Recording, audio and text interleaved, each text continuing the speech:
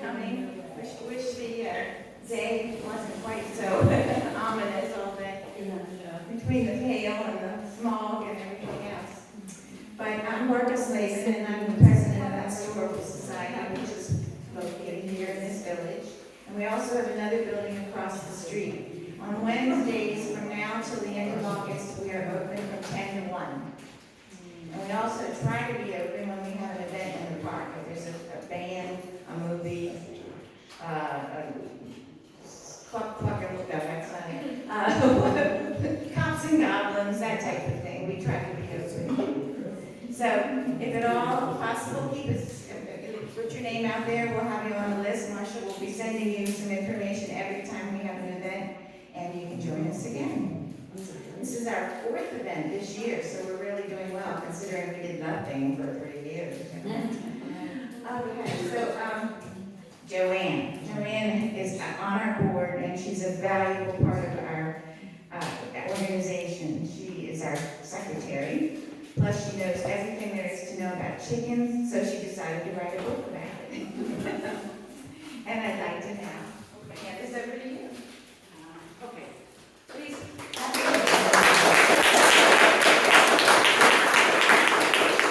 I need to remind you, if you're not a member, and if you think you might like to become one, we have membership forms here.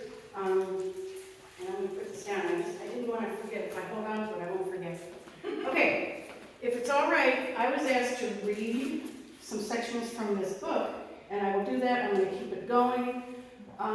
If you can stand a chair for about 30 minutes, I'm going to keep flipping, take you different places in the book. Then we have a very cool intermission. You can have more wine, you can have coffee, soda, and then I'll wrap it up. Is that okay?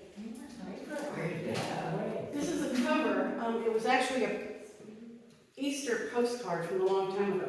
Anyway, first of all, I'd like to thank our board members. Without them, I wouldn't be able to do this. I would also like to thank what I'll call Team Churchill, which is the folks who helped me produce the book. These are my classmates from Winston Churchill High School, class of '67 in Potomac, Maryland. The publisher, a gal did the mechanical drawings, another gal did illustrations, another gal gave me a couple of her paintings, and at the last minute I needed another editor. And these were all people that I went to high school with, and they're spread out from California to here on the East Coast. Now, I'd also like to thank Dr. Robin Morgan, who is here. I saw her last night in Harrington at the DCA banquet. She inspired me many years ago to basically write this book. I didn't know it at the time, but I was attending a Department of Ag banquet dinner in which she was honored as a citizen. She got this Citizens Award. Is that the right thing? Something like that. And she stood up, and I was there with the Cormans. I had just finished flying over Delmarva, and they invited me to come. And I thought, what am I doing here? Well, she stood up, and she introduced herself as a poultry researcher, provost, and she became provost at UD, and she said that she had come to Delaware from North Carolina. And she said, she thought a broiler was part of her oven.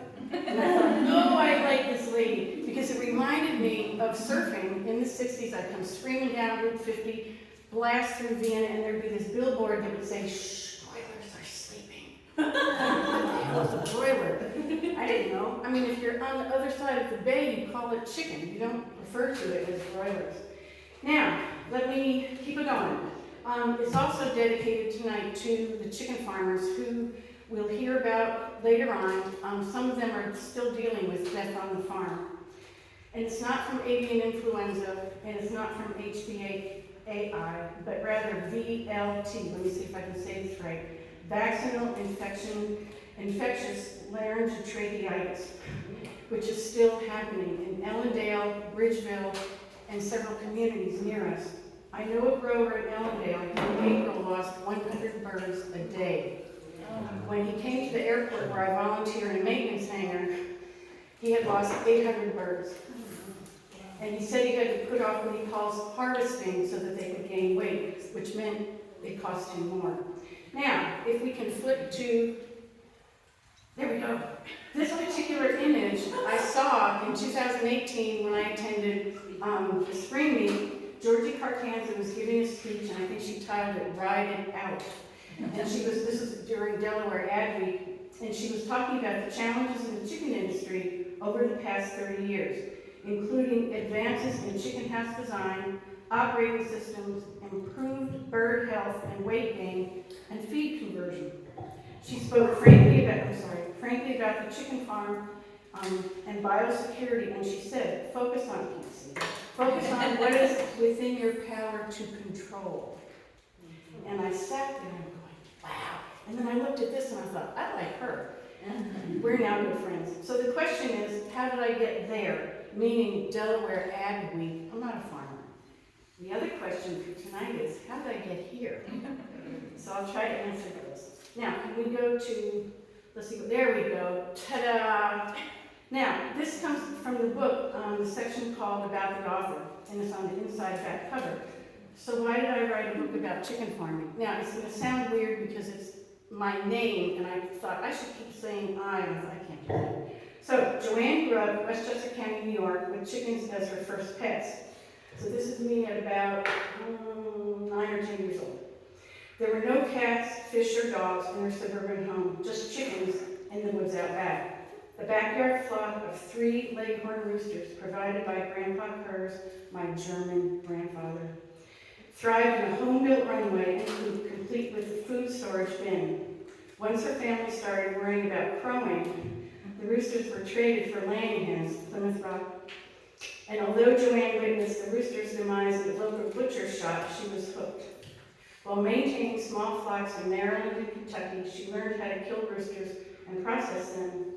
Raising heritage breeds as a young adult, she learned that the rich flavor was well worth the work. And that's true. Chicken today doesn't taste like it did when I was a kid. Okay, can we do another? There we go. This is a little more recent. I've got a Delaware blue hen that needed some attention. Joanne raised and kept her chickens as pets her entire life, except for the years she lived in Akiak, Alaska. This picture is actually where we live near Roxanne. She was teaching and doing research in one-room Eskimo village school. She practiced ethnographic method of field research as part of her doctoral studies at the University of Oregon.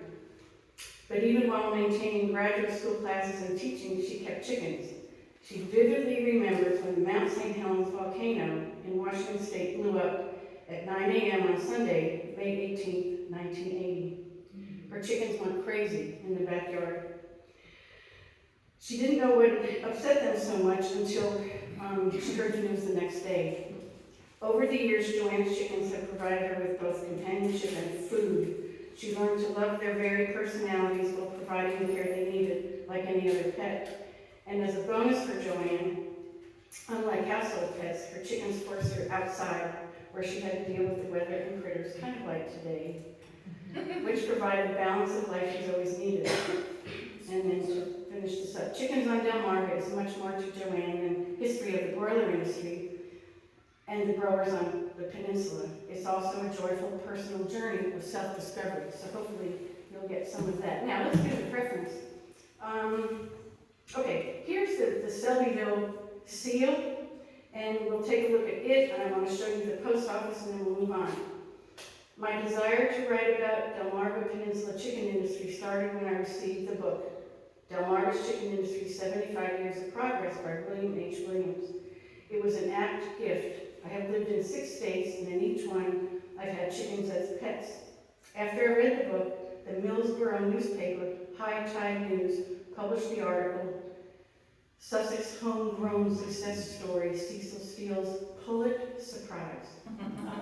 Steele is widely regarded as the founder of the area's broiler industry. Now, I was hoping Sandy Gherkin would be here tonight, but she's not. She was the author. She described a replica of Steele's chicken house in Ocean View, Delaware. I had no idea where that was. And which the Ocean View Historical Society owns. Carol Soros, the Society's president then, and author of Chicken and Mosquitoes, The Art of Uncertain Times, gave me a tour, and we became fast friends. After meeting Carol, I was hooked. I knew I had to describe and preserve a part of Delmarva's agricultural heritage by writing about the poultry community. Maybe we could switch and see if it comes up to the post office. Other way. Let's see what we get. I'll keep going. I was reminded of my mission each time I visited the Selbyville, Delaware post office, which is home to a mural of a peaceful chicken farm. Painted in, you want to see if it'll go? There we go. Painted in 1942 as a Works in Progress Administration project. The painting includes an extraordinary number of chickens. Some say the ratio of humans to chickens in Delmarva was and still is 1 to 100. Bill Satterfield, who was at the banquet last night, oh, so neat to see him, former director of the Delmarva poultry industry, once said we have about 1 million humans and 100 million chickens on Delmarva at any given time. When I started writing this book, there was a sign on the corner of Route 9 and 5 in Harbison that said, if you can see or hear the chicken plant, call Denrick. And then there was a phone number. I went screaming to his office. I said, what is going on? He goes, I know, it's terrible. And we didn't put it in the book. Anyway, let me keep going. On the peninsula, which includes most of Delaware and parts of Maryland and Virginia, you do not need a passion for poultry to appreciate chickens. There's that neat painting. They're part of Delaware's history. From 1776 to 1770, the Delaware Battalion during the Revolutionary War was known as the Blue Hen Battalion for feisty gamecock breed. In 1911, the University of Delaware adopted the blue hen as its mascot.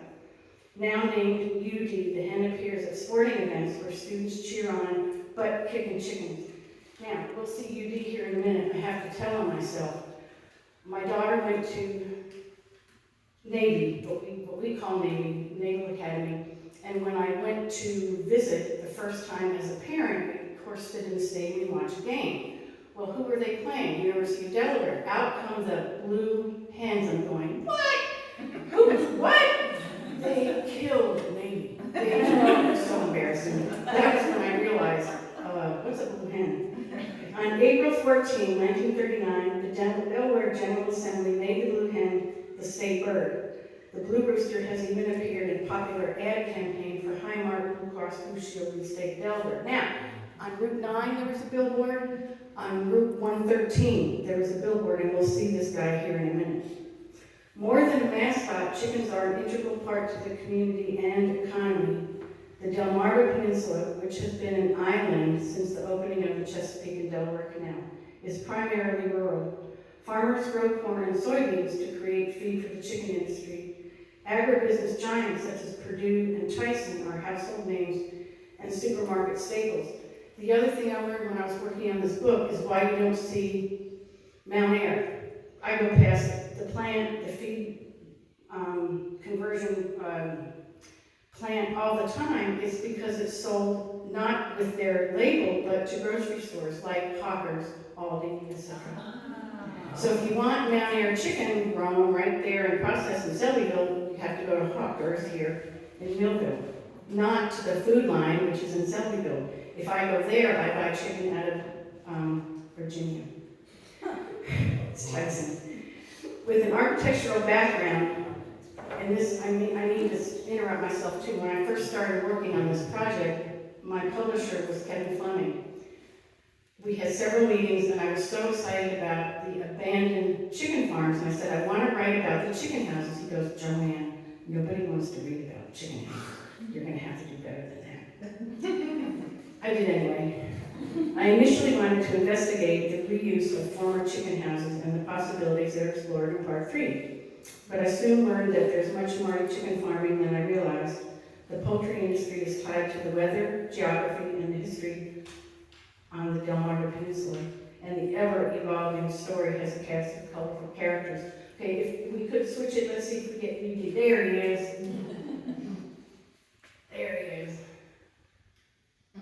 And then I'll show you the rooster. In 2015, writer-director Michael Oates of 302 Stories, Inc. released a timely documentary, Cluck, Pluck, and Luck, The Improbable Early History of Delmarva's Chicken Industry.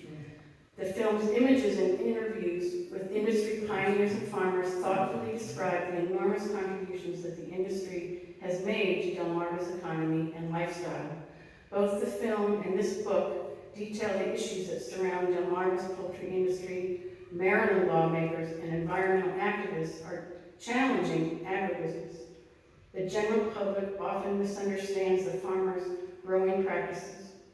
In Chickens on Delmarva, I describe chicken farmers' daily lives to reveal their hopes, dreams, motivations, and challenges. In the book, there are 35 growers that are profiled. These are growers that were nominated as outstanding growers from 2016 to 2020 when my friend said, stop. The growers, for instance, that obviously were announced last night are not in this book. Neither are the ones from 2022 or 2021. Okay, can we have the blue hen? That might be good. This guy is actually an actual bird owned by somebody here in Delaware, a guy named Mike Wasikowski. He's one of the fanciers. He raises lots of roosters, but he specializes in Delaware blue hens. He partnered with a photographer out of New York by the name of Grant Taylor, who came here, photographed this bird, and as you can see, did a lot of photoshopping. I love it. And this was the billboard you saw on 113 and Route 9 a while ago. I'm not a professional chicken farmer, but I know and have worked with a few. I'm grateful for the Delaware Chicken Association, that's DCA, for introducing me to other growers and integrators. Those are the companies that contract with growers to oversee the bird's growing cycle. I've also come to know fanciers who breed chickens and adults who help children with their FFA and 4-H projects. For a little while, I got to be in 4-H, and there's a club here in Millville that I helped, taught art, did projects and such, and they're called the Cozy Critters. It's a neat bunch of kids. I've also visited with those who have backyard flocks of chickens as pets. I love my registered flock, poultry registration number 1482. Plain and simple. In good weather, I sit with them in the yard for what my neighbor calls chicken TV. It's very entertaining. Consider the day I realized one of my hens had become a rooster, a phenomenon discussed in this book. Now, before we get to that, can we see if the Club of Love kid comes up? Yeah! On a hot summer day. Now, this is the cover of Michael Oakes' documentary. He was here last May and showed it, and then we showed it again about a month ago, 2 months ago. And again, the more you watch it, the more you hear things you forgot. Or anyway, it's very good, and I think we still have a couple copies. Okay, I'm going to start this, and then the next picture is a good one. This is Appendix A, called Sex Reversal in Chickens. Okay, I'll tell you right now, the one that is sitting on the chair is turning into a rooster. And this is from an article that's in the book. During the fall of 2018, my established flock of layers, I had a hen that began to act sexually like a rooster. I couldn't believe my eyes. I thought I was hearing crowing, but could never witness that event. So when it came time for the hens to go to another home to make room for growing biddies, I gave it no more thought until I read this article, that is. Apparently, there's such a thing as spontaneous sex reversal. Had I known, I would have kept that hen for research purposes. Now, I'm going to go ahead and read just a little bit from Carrie Miller. This is a fairly recent photo. Notice the glass of wine. Oh, this is so nice. Now, that flock is gone, but we have 3 of that same breed, which are speckled Sussex. They come out of England, and one of them is turning into a rooster, and we now have fertilized eggs every now and then. Okay, now this is from an article called A Crowing Hen by Carrie Miller, 2018. Now this is her talking about her grandmother. One stood out above the rest. Penny the hen slowly began to change, unlike the others. Thus, Penny went from a docile little hen to a mysteriously bizarre hen. One day, Penny began to crow. Taken off guard, my grandma simply dismissed the action. She believed she must have been hearing things. Over time, Penny began to take on a very different look. Long tail feathers, that's what I'm beginning to see. And saddle feathers, which are right here, began to grow. Her comb enlarged, her body thickened and grew. Spurs were slowly growing longer and longer as days turned into weeks. This was no spry chick. but a full-grown laying hen who had been laying for some time now. But then they quit. So how was it possible for Penny to change so rapidly? A crowing hen? Is this even possible? The answer is not a simple yes or no, and there's so much more to it than that. You must first understand the chicken's reproductive makeup. All chickens are born with a left ovary and a gonad on the right of the reproductive tract. So with that being said, in a very rare case, the ovary becomes damaged and the estrogen level begins to drop. In return, the testosterone levels begin to rise and it triggers the dormant gonad to begin working. Therefore, the dormant gonad is activated, thus developing into the male sex organ called an ovotestis. Testosterone begins to fill the body, replacing the estrogen. The hen begins to take on a rooster's physical traits as well as their personality traits.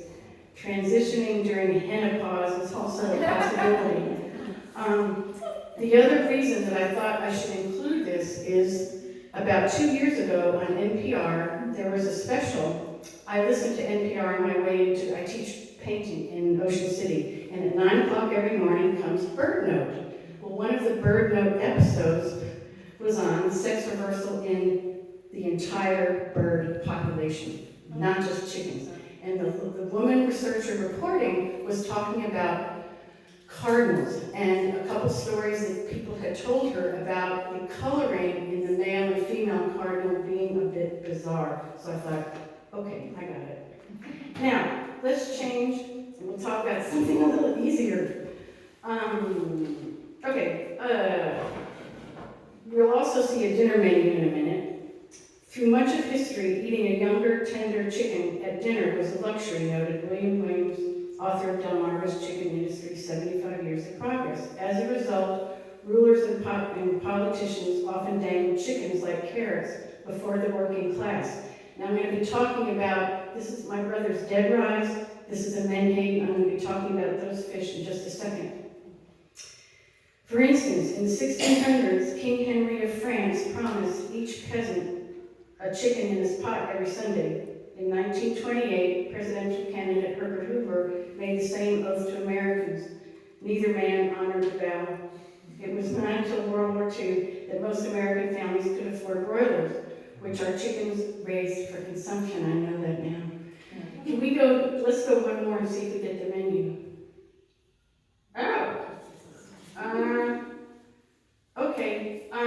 Somewhere there's a menu, a dinner menu from, it's okay, I'll just tell you, the Atlantic Hotel in Berlin. And this was a banker menu in 1914 in which these guys ate, I know they were guys, diamondback terrapin, soft shell crab, fried spring chicken, and lobster salad. Lobster salad. Wow.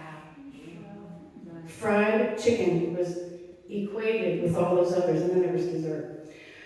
Okay, credit mainly goes to Sussex County, Delaware men and women who built the broiler industry. Beginning in the 1920s, these individuals continually came up with creative ways to house, breed, grow, process, and market inexpensive chickens for consumers.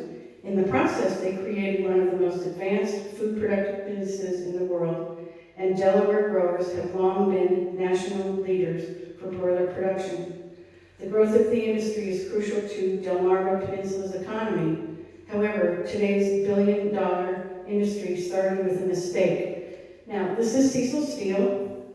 What I wanted to show you earlier with the boat and the menhaden is this context I'm going to give you right now before I introduce Mrs. Steele. In the 1920s, rural Delmarva suffered challenging economic times, even as the rest of the nation prospered. Commercial egg producers struggled with range paralysis, a deadly disease that struck leghorn chickens when they were 12 weeks old. Sussex County farmers were heavily impacted. Meanwhile, commercial fishermen faced with the bay waters changing salt content, which affected the previously abundant fish, clams, oysters, and crab fisheries. The once plentiful menhaden, which were netted and sold for fertilizer, experienced a population dip. Now, we're all in this room pretty much the same age, except for a few you. Back in the day, you didn't get vitamin B12 in the store. It came from the menhaden. Same with fertilizer. The menhaden were processed for fish oil, fertilizer, and vitamin B12. For people, oh, and I meant to say too, the only reason I know this is, it was mentioned the book that I did earlier on pilots. One of the pilots that flew, well, two of them that flew late 40s, Joe Hudson and Ted Freeman, were working for Otis Smith in Lewis, and he had the fish products company. He paid these high schoolers to spot these fish. They threw down in the water a jar with a note so the fish captains could find the fish. Then in the 50s, they got radios, and these guys went on to college. Okay, sorry, I wanted to tell you that was the only reason I made the paintings of the menhaden. By 1925, the Indian River Bay Inlet in Delaware had silted. The decrease in salinity killed off most of the bay's clams, crabs, and oysters. These shellfish and other fish required consistent salt content. Part-time and full-time watermen farmers needed new income during the 1920s, and soon they would have it. So let's go back to there we go, the marvelous Mrs. Steele. Like many women in rural southern Delaware, I was going to say Oregon, Cecil Steele of Ocean View raised chickens for table eggs. The term table eggs differentiates them from fertile eggs used for breeding. Families ate or sold old hens and excess cockles, young roosters. Because farmers did not raise hens and roosters for their meat, the birds were not plump, tasty, or plentiful. In 1923, Steele ordered 50 chicks from Vernon Steen's hatchery in Dagsboro, Delaware. She wanted to replace the lost birds in her flock of layers, which are birds bred to lay eggs. Steen, however, made a mistake. Steele received 500 chicks instead of 50. And then, just like now, if you get too many, you can't give them back. At that time, only a few farmers in Baltimore Hundred, a Sussex County subdivision, raised and sold chickens for meat, broilers. Steele decided to join them. She kept the chicks in a piano box until she had a small shed for birds. After selling nearly 400 birds at a profitable 60-cent per pound price, she ordered 1,000. It said that the profit was an astounding price for the time, and it caught the attention of other growers. Basically, they copied off of her. Steele's husband, Wilmer, left his job with the U.S. Coast Guard in Bethany Beach to build chicken houses and to help raise broilers full-time. By 1926, the couple could house 10,000 birds at once. Okay, there's Steen's hatchery. And I think the building was up until just a little while ago, right? I mean, that's what I was told. I don't know. Okay, let's stay in Bethany. I have a good one. There they are. Okay, this is John Bunting and his older brother Harry in 1902. This is called the Chicken House Liquor Stash. During Prohibition, chickens were not the only industry on Delmarva Peninsula. Bootlegging had a long history in Bethany Beach, which was founded by a Protestant minister as a dry town. Over the years, Delaware's dark coast had provided excellent cover for hundreds of pirates, smugglers, rum runners, and bootleggers. In 1932, the Bunting family farm fell victim to some savvy bootleggers. Steve and Donna Bunting have a different version of the event from the one that the U.S. Coast Guard recorded. The couple who wrote on the subject for the Delaware Beach Life based the family story on the memory of Alvin Bunting, Steve's father. In many respects, a chicken house was an ideal hiding place for illegal alcohol. About 16 by 16 feet, broiler houses in the 1930s were unwelcoming, worse than now. The smell of ammonia was so strong it burned one's eyes. Scrub and shrubs around the houses kept them hidden, and nowadays we don't want to have them. On January 26, 1932, the local sheriff asked John Bunting, which was Alvin's father, for some manure as fertilizer. Since shoveling manure was a dirty job, Bunting was happy to have someone take it off his hands. He pointed to an empty chicken house in need of cleaning, and the sheriff took his horse and wagon to the property. He arrived just in time to see two men fleeing the chicken house. Inside there were crates of clear and amber-colored illegal alcohol stacked from floor to ceiling. The lawman ran to Bunting's kitchen to call the Coast Guard, because those were the cops back in the day. We didn't have police, we called the Coast Guard. Sirens began wailing, and, quote, all hell broke loose. Alvin later told his son Steve. Then armed men swarmed the property and found more than 200 containers of illegal alcohol. The Coast Guard suspected a link between the stash and an attempted bribe of the Indian River Inlet guardsman named James S. Baker. Baker had refused to overlook the offloading of liquor between the inlet and Bethany Beach, so he was kind of suspect. When the excited guardsman on Bunting's property threatened to tear up the home's floorboards, the farmer put his foot down. He said, quote, "Do you think if I was involved in this mess that I would be stupid enough to send you into a chicken house full of illegal booze?" And then he went on to say that his wife did not allow a drop of liquor in the house. He said, "Not a drop of liquor is allowed in this house." So the men retreated.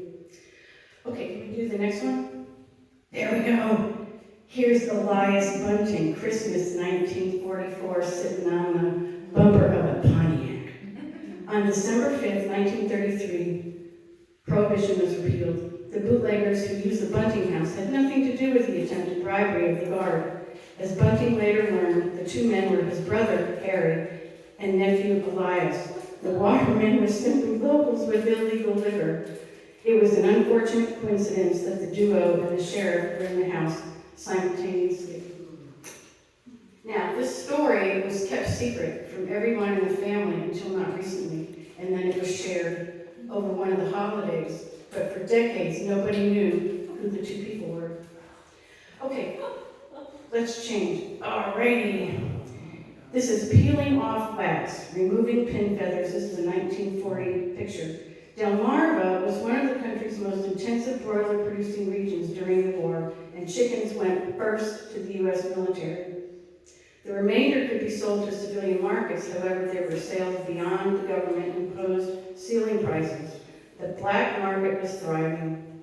Participants would leave cash on the kitchen table or make fictional purchases. Illegal traffic and wartime profiteers brought chaos to the industry, resulting in a government freeze on Delmarva broilers. At one point in 1943, the Army had a checkpoint on DuPont Highway, and I remember one of the gentlemen in Michael Oates' films was that he was a child and he would ride with his dad in the truck. The truck drivers who transported the chickens needed to have documentation on hand to prove the birds had been purchased at the mandated price, kind of like the weigh stations we have today. Without proper paperwork, they risked losing the load to the Army. That was a lot of money. Along with high demand for the product, the poultry industry was grappling with labor shortages. And if you want to, we'll go to the next one. There, we're getting to it. Along with high demand for the product, anyway, let me keep going. Military draft took many men, leaving women to work in the processing plants.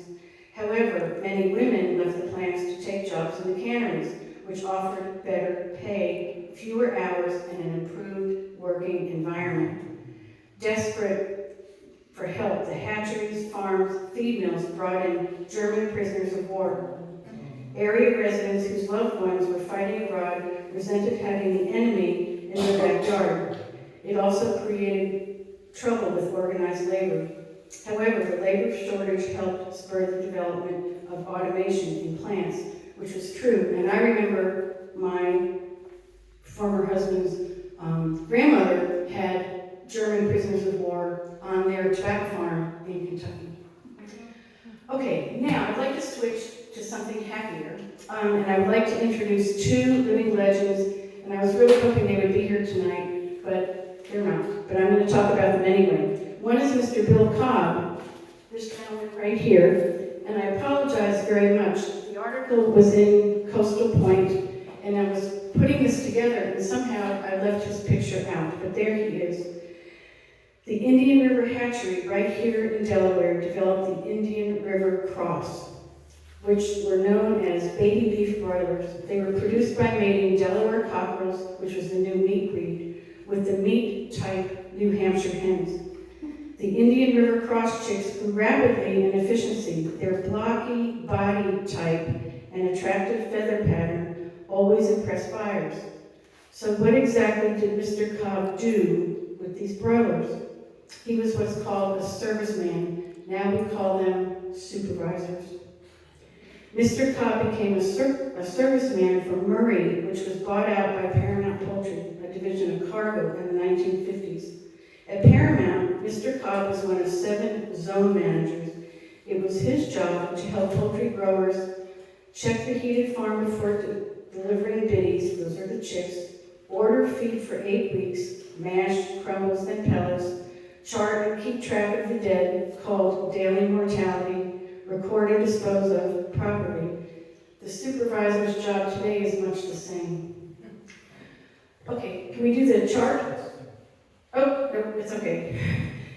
This is Miss Ruth. Maybe can we go back, and I'll do her in just a minute. Other way. Can we go the back? We'll go back. Nope, okay, wait, hold it. Let me catch up. The weighmasters had a job, and we'll get to the poultry exchange in just a second.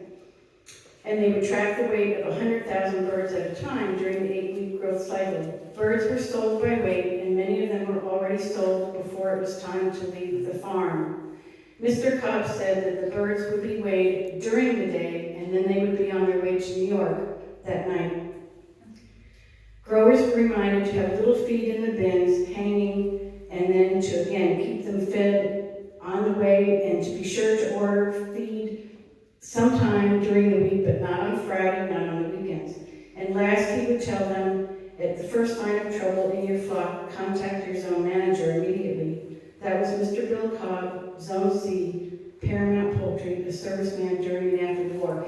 He went into the Navy as a teenager, and then came back and became what was then called serviceman. Now, if we can't go back, I wanted to... I can go back. Oh, okay. If we can. Yeah, let's see.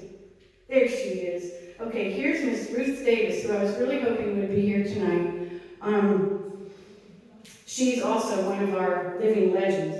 In the 1940s, crews were recruited to handle vaccinations. In the summer of 1941, after completing 6th grade, Ruth Davis became a chicken vaccinator. The goal was to prevent tracheitis or to keep it from spreading. Davis was no stranger to chicken farms. She grew up on a family farm in Cedar Neck, Delaware, which had 2 chicken houses. Each one had 5 rooms with 1,000 birds each, for a total flock of 10,000 chickens.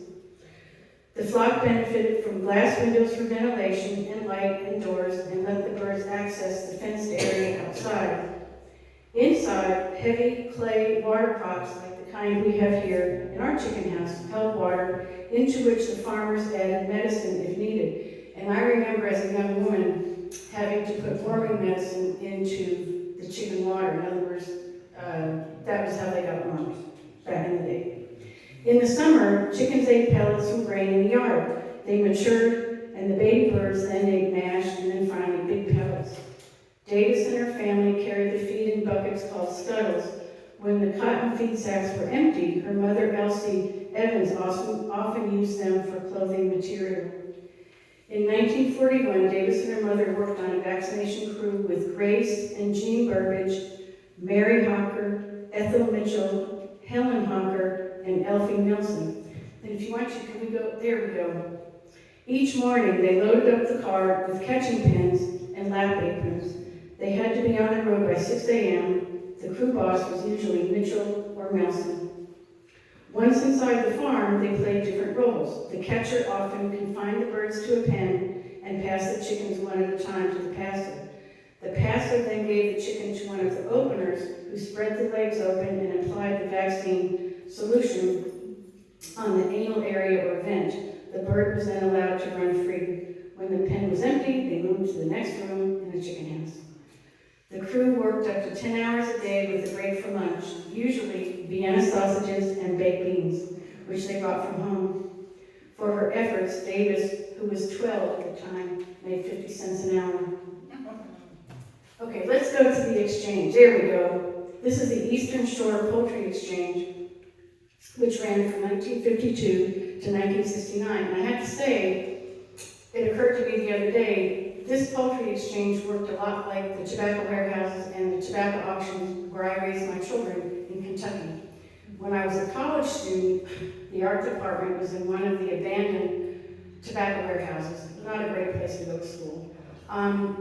But then the industry changed over the decades, and my family no longer has tobacco bases. They raise Black Angus cows because the family farms, much like the chicken farms here, changed to a different kind of operation.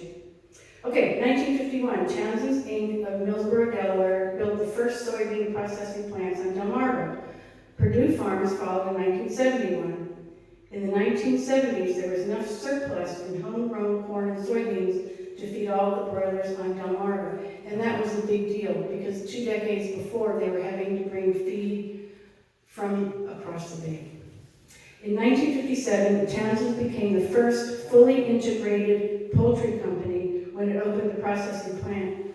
The total integration of broiler production was so effective that the independent feed companies, hatcheries, growers, and processors could not compete.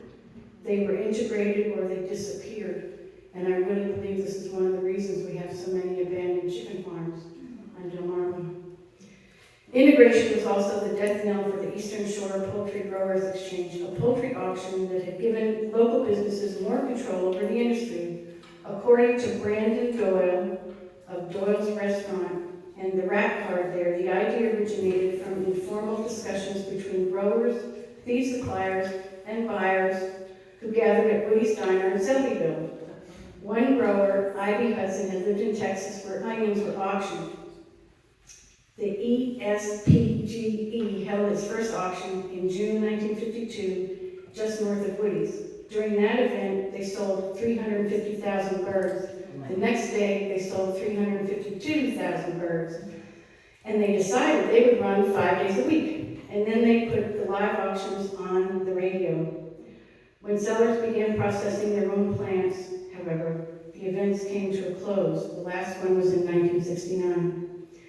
With vertical integration, poultry companies controlled every stage of the broiler industry, from hatcheries to feed mills, from processing plants to marketing.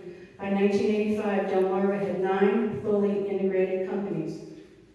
We don't have 9 now. ConAgra, Holly Farms, Purdue Farms, Cargill, Shell, Chesapeake Foods, Townsend's, Mount Air, and Allen's. The largest was Purdue Farms. Still is. Let's go see Frank Purdue.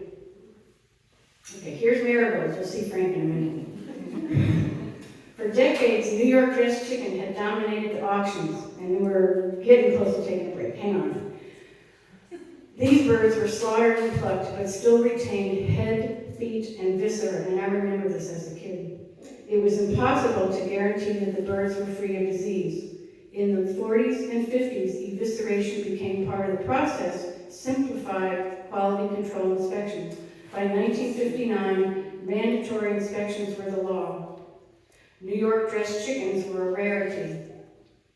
Consumer confidence rose. Okay, can we go? There we are. Okay, now we're in New York City. In New York, wholesale and retail poultry market in the 1960s was the hub of the industry. However, it was characterized by price fixing and racketeering. Anyone who could crack the market stood to make a lot of money. In 1967, Frank Purdue decided that New York was worth the fight. He saturated the New York area with high-powered advertising campaign. It worked. As a result, the Purdue label became synonymous with high quality. Soon New Yorkers paid more for yellow-skinned chickens. The color came from Purdue's practice of adding marigold petals and corn gluten meal to the chicken feed. Now, for a while, I went, man, I want to do that, so I bought a whole bunch of marigold petals. Didn't do any good. But what I wanted to say was, I have a good friend I grew up with who took actually my picture that you saw a little while ago. She's Jewish, her family was Jewish, and we kept in touch. My family left New York, but I remember everything that I just said because Michelle would tell me. Okay, let's keep going. There he is. Okay, here's Frank Perdue, and you may not be able to see it, but it says, "Who cares where the beef is?" Okay, let's see Mitzi. What a wonderful woman. I've only talked to her on the phone and email, but I've come to really highly regard her. Now, this is actually the Appendix G, where she writes about Frank Perdue as a rare bird. The following story presents excerpts from a cookbook written by Mitzi Perdue, Frank Perdue's wife. Rather than recipes, I've chosen a few comments I found to be helpful and interesting. For instance, the beginning of the book, Mitzi describes cooking her first chicken meal for Frank. Can you imagine that? And defines the Perdue oven stuffer roaster. I didn't know what that was, as opposed to a broiler. In a final chapter, Mitzi describes Frank as a tough and unusually giving man. Hopefully these tidbits will encourage you to find the Perdue cookbook for yourself. What I remember reading was that when she made this first chicken meal for her new husband, it was his favorite. It was either chicken nuggets or chicken strips, and she goes, "Oh man, I'm so lucky." Because she didn't really have to cook, she just kind of threw it in the oven. Okay, here she is. This particular, well, it's okay. The picture that you just saw was taken by Grant Hershey. Here we are in the White House. This is Mitzi and Frank giving a gift to President Bill Clinton and First Lady Hillary Rodham Clinton. And she has one of her famous egg creations. After the interview in 2016, a Salisbury writer created an inspirational portrait of Mitzi Perdue, highlighted with a stunning photo by local photographer Grant Hershey. Mitzi openly describes her life with Frank, his death, and how she eventually wrote of his life lessons in a book about him. She's still a writer, speaker, and a beautiful egg carver. See Frank, Mitzi, and her card day as a gift to the Clintons in the Oval Office of the White House. I asked Mitzi if she could come. She's terribly busy. A month ago, I was teaching in art club at a middle school in Berlin, and we did Pythanki, Ukrainian Easter eggs. And she sent me to share with these kids 6 to 8 articles that she had written on Ukraine. And I truly believe that the work that she did with these carved eggs led her to be very, very interested, and more than interested, in the Ukraine people. Okay, let's lighten this up a bit, and then we're going to take a break. Oh yeah, there's a detail of the egg. She got really good. And I'll tell you, in the book also, I learned that she was involved in a very terrible car accident and literally couldn't move for months. And after watching TV for 2 days, she goes, "I can't do this." So she basically taught herself this art form and learned all about the women who do the Pythanki eggs. Okay, this is the Delmarva. Now, we're almost done. I'm going to take a break. And I call this section a question of balance. In September 2018, the Delaware Beach Life Fleming said that the Chesapeake Bay and Delaware Bay fisheries had diminished after disease and decades of unregulated harvest. Still, the workboats, and this is one of Jay Fleming's photographs, Dylan K. Still, workboats and seafood processors were a hardy lot with grit and dedication. Jay Fleming spent 5 years photographing the Chesapeake Bay commercial fishermen and met their colleagues on the Delaware Bay. Both fisheries continue to be restricted by tightening regulations, changes in product availability, fluctuations in the marketplace, just like the chicken industry. In 2019, the September issue of Chesapeake Bay magazine reported the same data and illustrated it with underwater photographs. Can we go to see what we get? There we go. According to scientists, the reduction of harmful nutrients was linked to the resurgence of underwater grasses covering more than 100,000 acres in the Chesapeake Bay. The cover was an underwater photograph of abundant tall grasses and a turtle shot by Jay Fleming. That might be the next one. Let's see. Here we go. Now, I'm going to interrupt, leave it here a second. a lot of credit goes to the chicken farmers and their new practices, which I'll talk about in a minute. Okay, one more thing and we'll take a break. More questions of balance. And for those of you who know the new Moody Blues, you know what I'm talking about.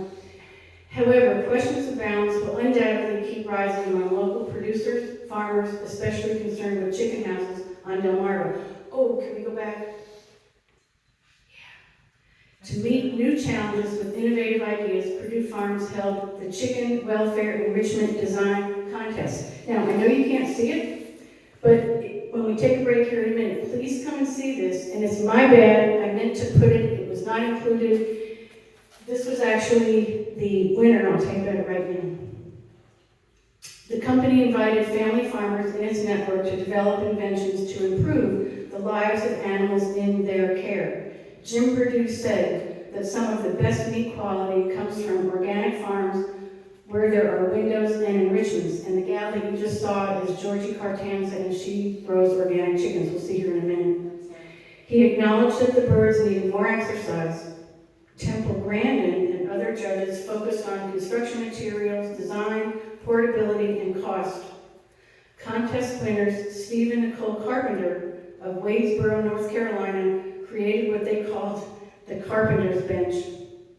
And hopefully, like I said, when you're milling around, please take a look. It gave this thing called the Carpenter's Bench, gave the chickens places to climb, roost, perch, and play. Happy chickens make healthy chickens, Steve Carpenter said. Innovative designs encourage chickens to, quote, engage in their natural behaviors, interact with each other and their surroundings, said Dr. Bruce Stewart Brown, Senior Vice President of Food Safety, Quality, and Live Operations at Purdue Farms. The contest also asked growers to participate in the company's efforts to be a leader in animal welfare, moving beyond the basics of food, water, shelter, and protection from disease. The company is paving the way with enrichments. And Phil, you're going to be up in just a second. This here is an enrichment. It's a real one. I'm going to show you another one here in a minute. Eventually, Purdue Farms plans to make them available to farmers across their family farm network. Now, what I'd like to do is have you take a break, just a second, get a coffee, a wine. Can we do the thing? Sure. It's so serious. But you will see an enrichment. That's why we're taking the oath. Stand up. Do you have to stand up? No. But we need the sound. Just give me a second.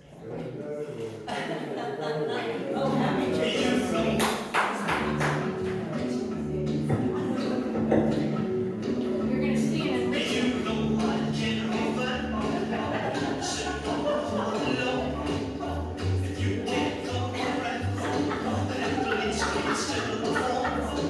My chickens do that.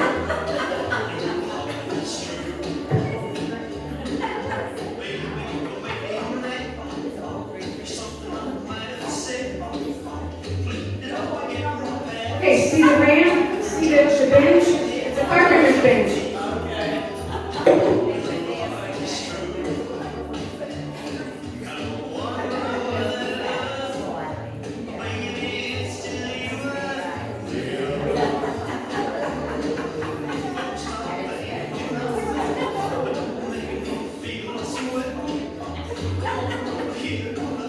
We have a ramp. All the ramps.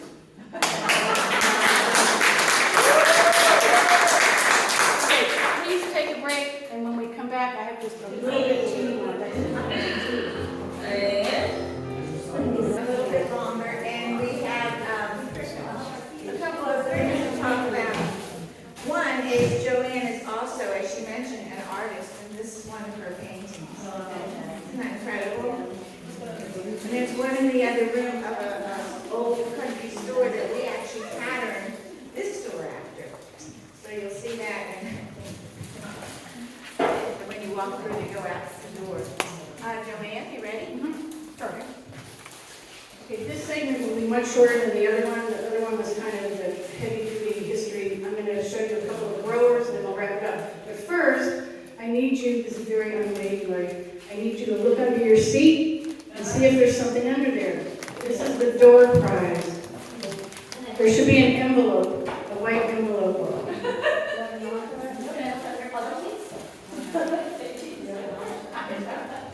Somebody was sitting here earlier. It was her. Was this seat? You were in it. No, you were sitting in it. Good deal. Sure. Okay, while we're slowly getting started, this is Georgie Cartanza. She's in her chicken house, in the house, with 50 Cent, her bird. Now, I'm going to introduce a couple of growers to you, then, slowly wrap it up with some of the things that are going on. Chicken farmers. In the book, there are 35 that are profiled. I'm just going to share 2 of these people with you. This is one of them, Georgie. Many farmers profiled in this book have received the annual Outstanding Chicken Grower Award. These farmers demonstrate good practices, environmental stewardship, and the latest research-based programs, explained James Fisher, Communications Manager for the Delmarva Chicken Association, which is based in Georgetown, Delaware. The growers' farms are beautiful and efficient, and what's more, the farmers are good neighbors. Okay, can we go? There we go. Okay, here are John and Linda Brown. They operate a farm in Kent County, Delaware, and they were awarded the George Bud Malone Environmental Award by the Delmarva Chicken Association in September 2022. Bud was at the booster benefit last night, and he looked great, and Bill Satterfield was there too. Now, this couple I'm going to introduce you to with a couple of pictures. Can we do the next one and see what we get? Okay, here's Mr. John. He's in his Army uniform. John and Linda Brown of L&J Farm in Harrington, Delaware had already been recognized for environmental stewardship. In January 2019, during the Delaware Ag Week, the 2 organic poultry farmers received the 2018 Delaware Environmental Stewardship Award for their efforts to improve water quality and reduce nutrient runoff. The Browns raised chickens for the Purdue Coleman Organic Division. The farm's certified organic poultry houses have windows, a fenced pasture where birds can spend their daylight hours outside. The Browns have installed solar energy panels, and they even have purchased an electric car to reduce carbon footprint. This was a long time ago. Okay, can we do the next one? Let's see what we get. Okay, here's John Brown in Baghdad in the year 2006. Chickens go to war again. Even in Iraq, however, Brown couldn't get away from the family business. While stationed in Baghdad, he noticed boxes of Purdue chicken on the dining dock. He said, "I followed the boxes into the building and took a picture with the Iraqi workers. That picture made it to the top of the Purdue management." By the time Brown retired, he was Chief Warrant Officer, Level 4. Can we have another one? Okay, there's the Purdue chicken in Iraq. Chief Warrant Officer, John Brown. Okay, now let's go to another grower. This is Terry Baker. He's in Millsboro. Baker and business partner Victor Clark spent years testing new animal mortality management practice on Delmarva to reduce nutrient load that poultry farmers generate. I say new because the technology was patented by Tyson about 25 years ago. It was just never given a chance on the peninsula. The 2 pilot projects resulted in nutrient load reduction, operational savings, better biosecurity, and improved neighbor relations. The way this works is you purchase an on-farm collection unit. The farmer picks up the mortality, dead birds, puts it into the collection unit, freezes it, and then those units leave the farm. So the farmer doesn't have to handle the birds anymore, and the birds are gone before new birds come in. Okay, let's see. I think that we just have one of Terry. Okay, let's keep going. Now, part 3 is all about how to build a chicken farm. I'm not doing that now. But I wanted to show you a broiler farm interior and 3 of the photos that I got from Kevin Fleming. This is an interior a couple of years ago, and I also wanted to tell you one thing. And it's a quote by Frank Lloyd Wright. Regard it as just as desirable to build a chicken house as to build a cathedral. Frank Lloyd Wright. Okay, let's see some friends. Here's Miss Anna Scott and her silver-laced lilac. There's a section in the book where it's kids, their pets. I love it. Okay, one more. Here's Master Brian. He's on the Brian farm. Now, true, these are broilers, but for kids raised on these farms, some of the chickens actually become pets. This is part 4. Oh, my friend, I just saw her the other day. This is Sally Hawkins. She's a hand physical therapist. I met her when I had to have physical therapy on my hands. We've both given up. I have arthritis, and one day I won't be able to do anything. So, oh well. But we got to talking about chickens, of course. Here's one of her light Brahmas. Let's see if we have another one. Yeah, this is a Polish. She has a place in Bishopville. Okay, another lady is Lorraine, and her last name is Kolarek. She also has chickens in Bishopville. She is a hairdresser. I went to her once. Very nice. I have to admit, usually I go to the barber in Selbyville and he just whacks off an inch and I go home, I'm fine. She's a wonderful hairdresser, and the chicken house that you're looking at is right behind her. It has curtains, mirrors, it has artwork, it has little signs, things that say gather. I mean, you can move in there yourself. And she has wine. Yes, that's where I got the idea. There's the house. I'm telling you, it's something else. Okay, another fellow. Here we go. Okay, here are Drew's Golden Seabrights. This young man, we'll see him as we keep going. This is at the Delaware State Fair. He placed first. He was a kid. These are Bantam. We got a pair from them. We called them Fred and Ethel. Now, this young lady, somehow there were others, but that's okay. This young lady is with Cozy Critters in Millville, the 4-H club that I worked with, an after-school program. I gave them that particular chicken as a speckled Sussex, along with other chickens, because I had too many. She's feeding, and check out the thing on the ground. It's called a chick nick. Not a picnic table, it's a chick-nick table. Okay, we're almost done. Here is Isabella Rossellini. Now I'm going to show you some other things, but here is Isabella with her pet chicken that she calls Red. It's actually a well-summer. She lives in Long Island, New York, and if you'll just remember this, or we can leave it for a minute, I'm going to wrap it up here. In the epilogue, I take you to where I live, near where I live. It's okay. This is Route 54 and where it crosses Hudson Road. The poultry industry has long been an economic driver in Delaware Peninsula, but so has tourism. Sussex County, Delaware has become a destination for retirees who appreciate the state's low property taxes and no sales tax. Communities are not limited to the shoreline. Instead, increasingly, developers are building inland where new houses share the landscape with poultry farms. The trend shows no sign of slowing down. The farm on the left is called the Jackie Lynch Farm. Directly across Hudson Road is that neighborhood. Now, to me, the buildings look the same. It's a familiar situation to many longtime residents. Oh, the problem is they're building a fake lake, and already the geese have come in. Not good. It's a familiar situation to many longtime residents on Long Island, New York, where agriculture has been part of the culture since the colonists. Raising ducks for profit dates back to the 19th century. But commercial farming and development threaten to slay a wife. Now, this particular bird, I call her Bishopville Beauty. She belongs to Sally. Can poultry farmers and people with backyard flocks coexist with development, tourists, and businesses that benefit from them?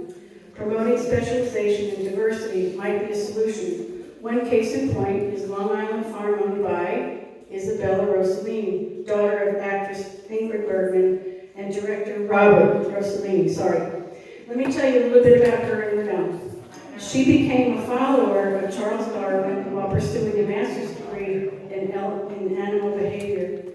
At age 65, a new passion was just beginning. Determined to practice what she learned, she bought 40 acres on Long Island near her home. Originally, the seller had planned to build houses. Today, Rossellini's farm produces vegetables, honey, and eggs from her heritage breed chickens. She defined the American Poultry Association a heritage breed which produces naturally and matures slowly compared to industry birds. It has parenting skills and can survive in pastures. Now, the actress Cecil Steele and Delmarva Peninsula's broiler founder, and both of them share a few traits. You may remember that Steele entered the industry because the hatchery delivered 500 chicks instead of 50 that she had ordered. Rossellini also got a surprise delivery. She expected to see yellow biddies when she opened the box. Instead, Murray McMurray Hatchery, which is my hatchery also, in Iowa, had shipped multicolored chicks, and she could not identify the various breeds.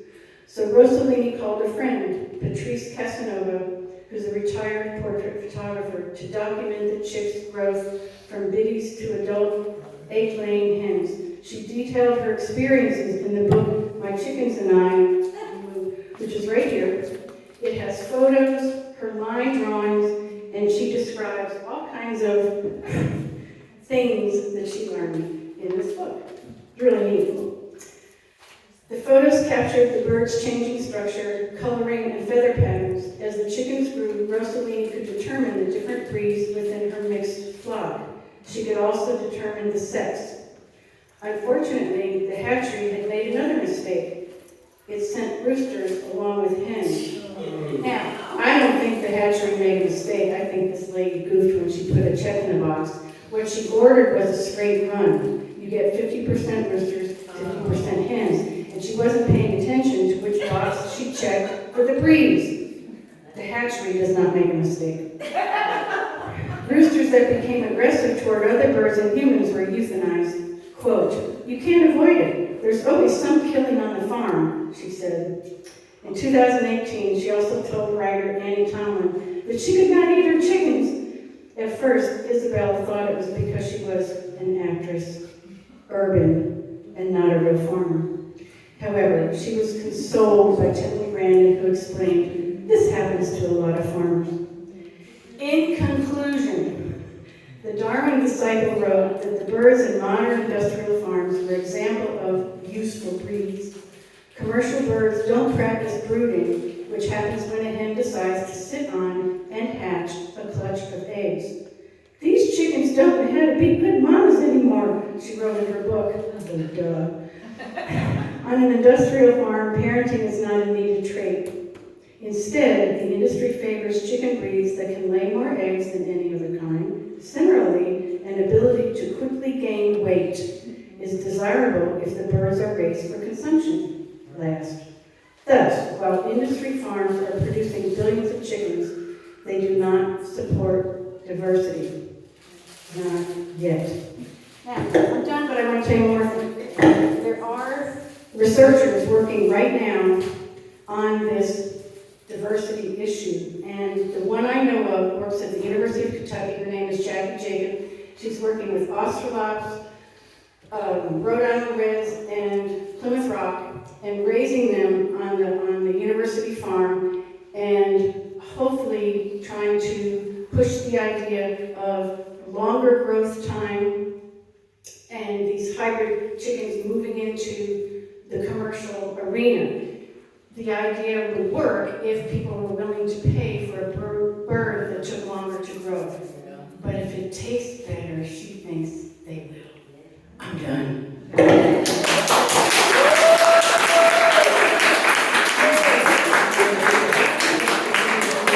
Thank you, Joanne, and thank you for the girl that did the advancing of your slides.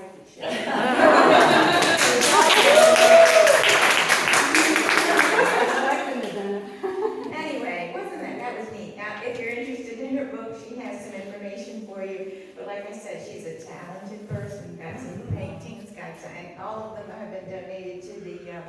All of the paintings have been donated to the Historical Society. So